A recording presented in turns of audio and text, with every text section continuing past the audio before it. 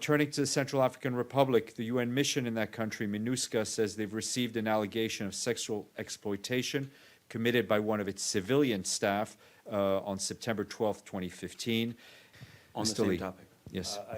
First, does this person have immunity, or would the UN waive immunity? Immunity in criminal cases, in all criminal cases, does not apply. And if a case were to go, a judicial case were to go forward, there would be no immunity for these actions, clearly as they're not part of that person's work. When you say the person can't leave the country, is that by order of the UN won't facilitate them leaving, or the We've asked CAR them to authorities? stay. That's as far as I'm speaking on behalf of the UN. And I guess I inevitably have to ask you this. Since Mr. Ladsous said that one of the reasons these abuses take place is that people don't leave the country and go for R&R elsewhere for recreation, it seems, strange. Can we say how long has the person been in the country? Matthew, I think you're continue to gain great pleasure in distorting what Mr. Ladsous You can read the transcript. said. He said. Listen, I think you raised that issue yesterday. Mm-hmm. I answered clearly. This is a case, a possible case of sexual abuse, which is to be condemned and which will be pursued as far as we can, both internally and with the relevant judicial authorities. How long has it been since the person left the country? The reason I ask is that he made the linkage. He's the one that brought up Matthew, people traveling okay, out. I will say this one last time. Mm-hmm. Civilian staff and military staff work under two different regimes.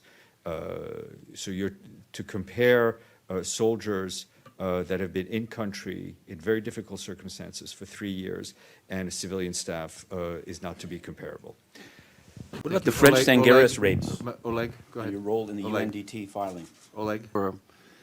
To peacekeepers who are spending months on end in very, very difficult conditions, you know, be it Kagabandoro, be it Bambari, be it Bria. I've gone to both since the last year. I mean, comfort is rudimentary. And of course, there is no, how should I say, distraction. No possibility to do anything to get your mind, you know, off those very difficult living conditions. I wanted to ask you this on Friday, or Mr. Ladsous, but I want to ask you. From this podium, he said, when in discussing rapes, he said that peacekeepers there don't have enough recreation, that they don't have enough comfort. He said that there's a looking into getting them flights to get fresh air. And although he did use the word, he's not excusing it. I'm going to tell, many people saw this as basically a statement that somehow linking the rapes to a lack of other distractions. In other words, I think it's a complete misinterpretation of what Mr. Ladsous said. He stressed a number of times that there was no excuse. Then what about the flights? Okay, I'm sorry. I'm a little over-caffeinated today, so just bear with me. He repeatedly said that there was no excuse for rape. Okay. That is clear. That is UN policy, and I think that's everyone's policy. There is no excuse for rape. What he said, and talking about the case of one contingent that had been deployed in basically, you know, a very hardship peacekeeping operation for more than 3 years, when troops are not rotated, when troops don't have an opportunity to be rotated out for R&R, and that's the truth for any armed forces, it creates the conditions where there can be all sorts of abuse or other things developing. It is not an excuse for rape, and I think it's clear that we have seen rape and horrendous sexual abuse by soldiers in many parts of the world. Some of them come from very rich armies, some come from very poor armies. There is no excuse. What he was saying, and I think people would agree with it, that 3 years for any contingent being stationed in very difficult circumstances is too long. I guess what I want to say, a U.S. military, an admiral in the Pacific was fired for comments exactly like that, for which the person excused himself and apologized, but listen, he said distraction, comfort. Matthew, I read what you wrote. I'm aware of the other case. I think they're not comparable. Where are the flights going? Where are the R&R flights going? I will come back. Sid Race, yes, Mr. Lee. I have other questions, but seems like it's peacekeeping day around here, so I wanted to ask you, since I'm unclear, but if I'll be allowed to ask Mr. Ladsous this question, I want to ask you the question. While he was in CAR, it was reported that he spoke to the ambassadors of countries whose soldiers were charged with sexual abuse and exploitation.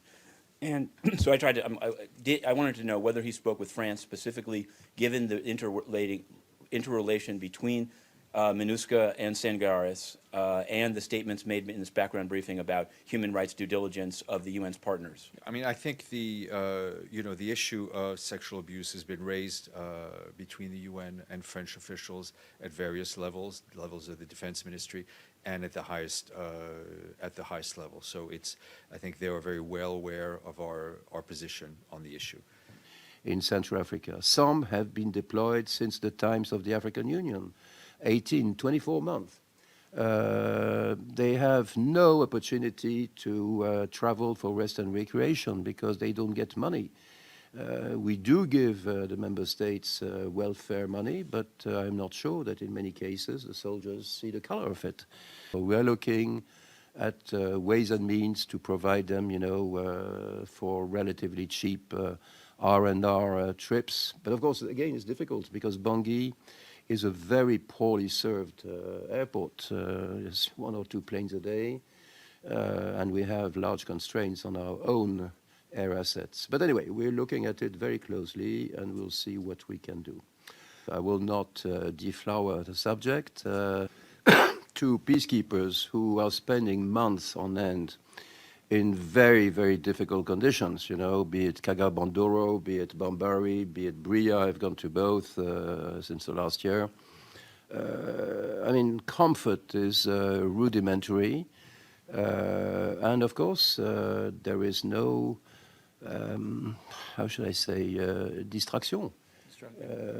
No possibility to do anything to get your mind, off those very difficult living conditions.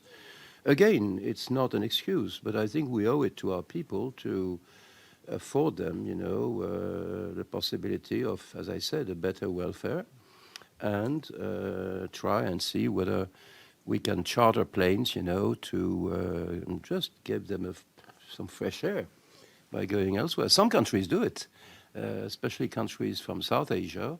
They actually send national flights every few weeks, to rotate their peacekeepers for a week or 2. But of course, in the case of poorer countries, it doesn't really happen.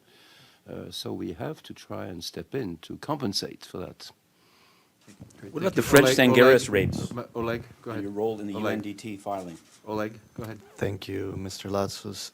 You described the situation in which peacekeepers are working in CAR, which harsh conditions. Those incidents, if there are any other ones, as they come. What do you mean? Firing the whistleblower, Anders Kompass. What was your role in Mr. Kompass? It's listed in the UNDT filings. It should be answered. One question, please. Shouldn't you answer that?